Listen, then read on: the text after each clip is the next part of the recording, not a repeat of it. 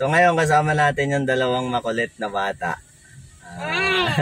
Si Kuya B-Boy at si Kuya Patchat.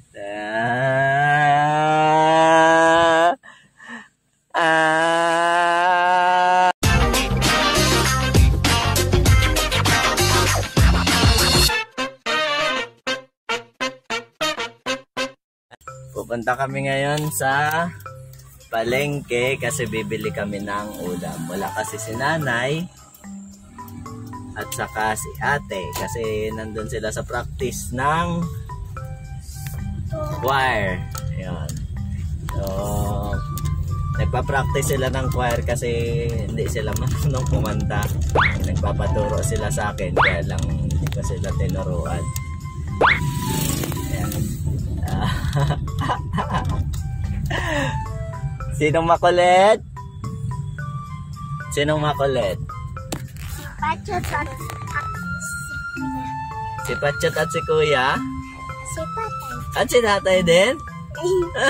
Wala ako makulit. Hindi naman ako makulit Bakit ka nagkapangloko sa akin? Nagkapanloko ba? Ang dami. Wow! Ang daming panloko ni Tatay? Opo. Kaya makulit ka. Makulit pala si Tatay. Love you, Kuya. Love you, Patchat. Love you. Kabait-bait naman. At bibili tayo ng ulam. Anong gusto niyong ulam? Dugat noodles. Ano ba namang ulam yan? Siyempre, sinabi ko yung kanina.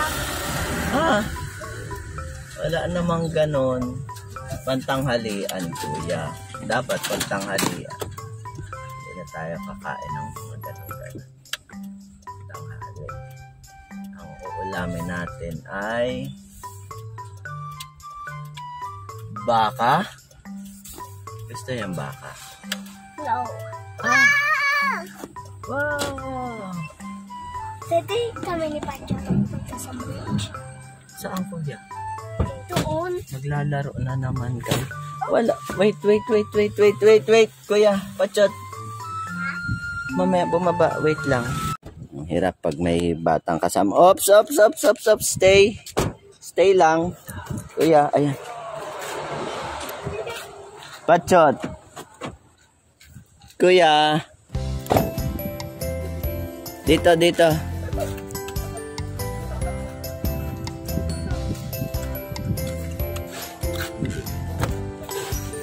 Kuya? Po. Tara. Nandun si Kuya. Wala si Kuya. Ayun si Kuya. Kuya! Kuya!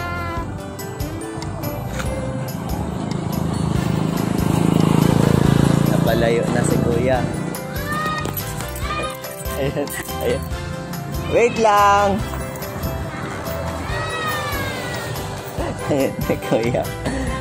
Ayun si Kuya. Bilis! Takbo, bilis! Bilis!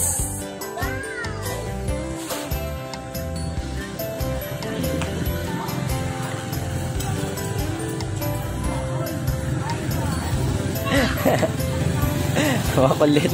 Ang hirap pag may bata kasama. Makukulit. Makulit na bata. Yan. Sinong makulit? Sinong makulit na bata? Tatay.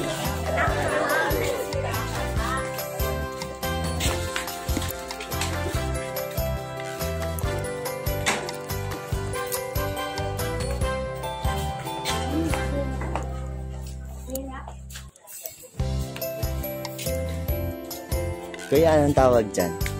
Anong tawag dyan? Slingshot. Slingshot. Dito na po. Bawal. Bawal yun. Kuya, tara. Kuya B-Boy. Kuya.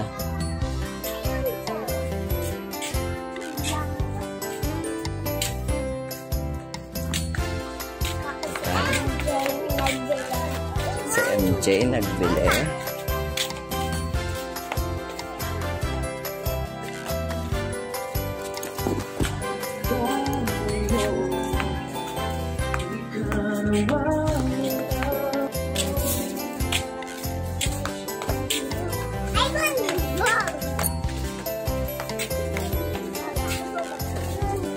You want ball?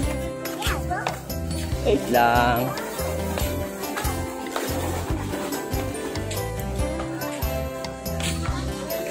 Wow, I want banana.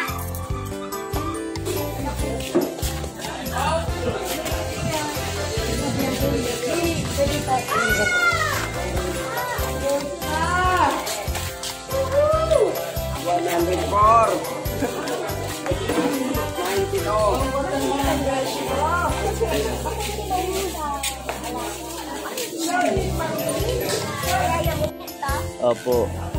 Kawawa naman, magkakanak,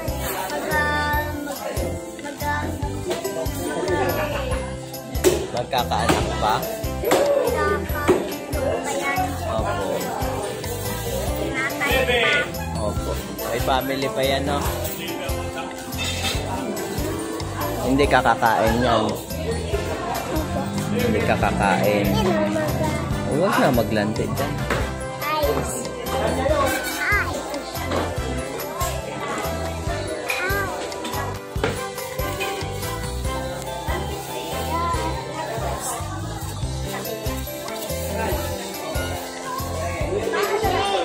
Layo na doon, layo na. Ito ah. Kuya.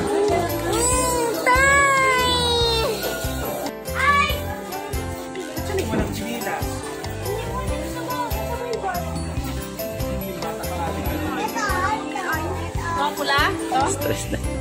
Na-stress na. Ay, tara. Tara na, dali. Bye-bye. Bye-bye.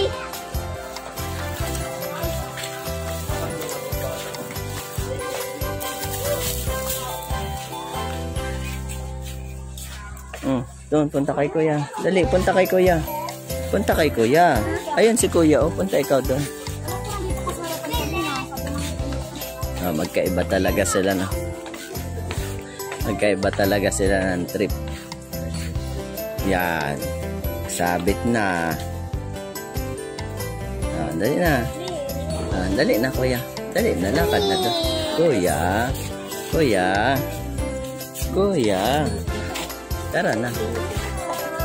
Tara na. Pachot, dito, Pachot.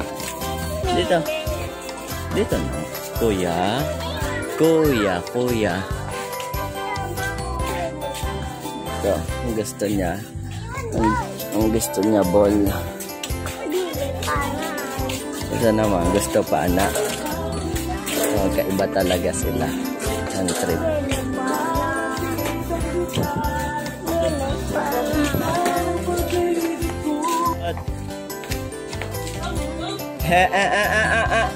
Pachot. Wag dyan.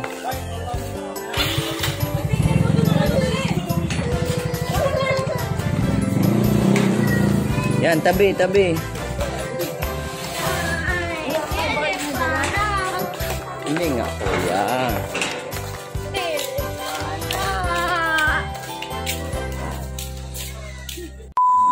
Ayun nga, kung mapapansin nyo, hindi ko talaga binili yung hinihingi nila kanina. Kasi nga, baga, yun ay pleasure of the eye.